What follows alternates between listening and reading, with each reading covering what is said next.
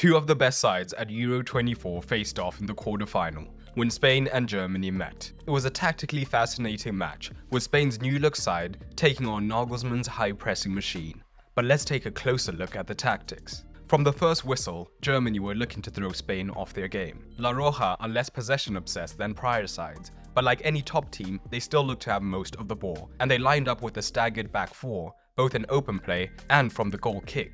Germany's shape out of possession was brave, as Leroy Sané pushed aggressively from the right wing, so the Germans could be ready to go man-to-man against the centre-backs.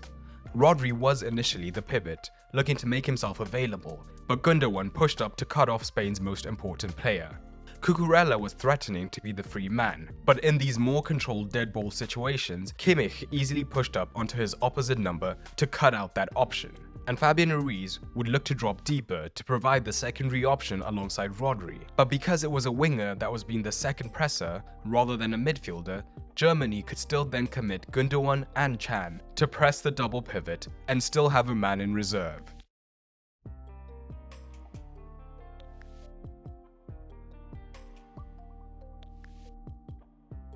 This made life hard for Spain on the build-up, and if they tried to force their possession play, the man-to-man orientation could lead to turnovers.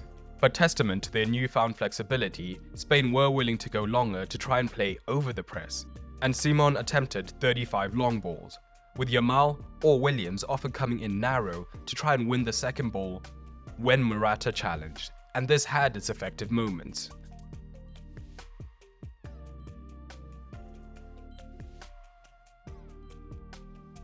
But in open play, when Germany looked to replicate this pressing shape, the outcome was much less predictable, because Cucurella being free led to many more problems. If Kimmich continued to press like he did at goal kicks, it was much simpler for Spain to work the ball wide for Williams to take on Rudiger out of position in these regions.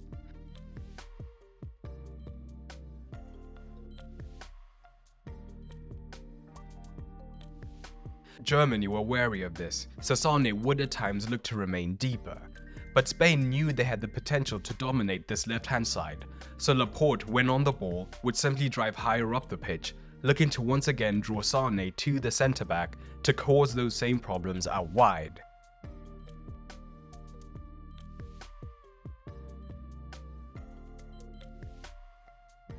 And Williams was not staying wide by any means.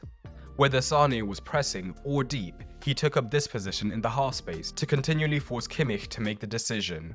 Stay wide on Cucurella and risk Williams receiving in this zone, as he has done so effectively throughout the tournament, or come narrow on Williams, but now Cucurella could go wide and look to cross for Spain.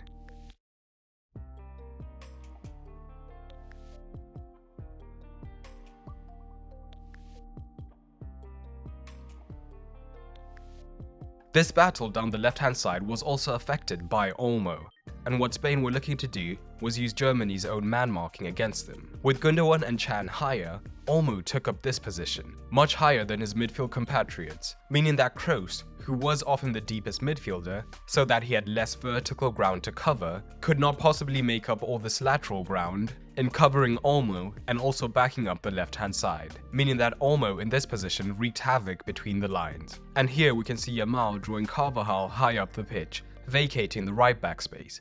So now Olmo, who was initially picked up by Kroos, uses his superior running ability to get past him. Kroos lacks the ability to move his location rapidly at a moment's notice. But do you know who does have that ability? You. In just a couple of clicks thanks to Surfshark, the best VPN on the internet. With the Euros on, you might be feeling the impact of price discrimination, where providers will charge you more for the same product just because of where you live. Well, with Surfshark, in just a couple of clicks, you can change your IP address so that it looks like you're in a different country, and just like that, you get a fair price. Or we've all felt the pain of wanting to just watch a quick highlight of a certain match, just to be greeted by this screen, thanks to the content being geo-blocked. But again, Surfshark has you covered, and you can change your location, and all of a sudden, you can watch anything you desire. The best part is, because Surfshark is sponsoring this video, if you click the link down below and use my code FMS, you won't only get 4 months of Surfshark free, you get a 30-day money-back guarantee. If you don't like it, you get every penny back. So, try it out. If it doesn't improve your life, get your money back. Link down below. The role of Morata though shouldn't be underestimated, because he was never just a static centre forward target man, and instead constantly looked to drop deep.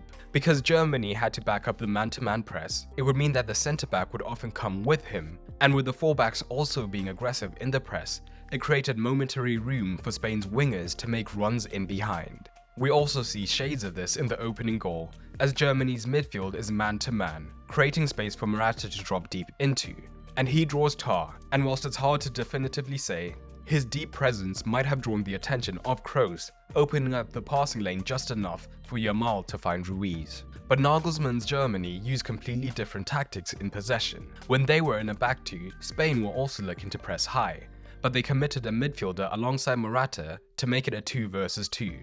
But to ensure that they weren't overloaded in the midfield, it was Williams in their case who'd come narrow to pick up the second pivot. Early in the match, Germany was still looking to play through these high-pressure situations, so it was Kroos often dropping into the backline to make a 3 and ease some of that pressure. And the centre-backs could split quite wide, so that if a man pressed Kroos, they now had the option to then advance the play in that manner. But the main result was that Gundogan would often drop alongside Can to be the second pivot. Both fullbacks were the only men providing the width for Germany, and Musiala and Sane were coming in narrow to explore the space between the lines. But when the likes of Füllkrug and Wirtz came on, these same tactical plans from Germany looked even more efficient, because not only could they change the pace of the game by having an outstanding target man to hit, Florian Wirtz was also much more comfortable in central regions than Sane. All of this served Nagelsmann's goal of using only the fullbacks for the width and then overloading the centre to give themselves options.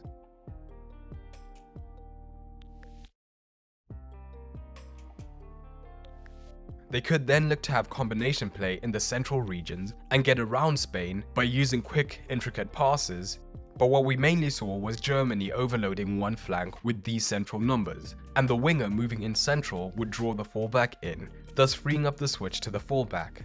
And of course, with so many central numbers, they could then attack the box to overwhelm the centre-backs. But with the pool of teams narrowing down, who do you see coming out on top?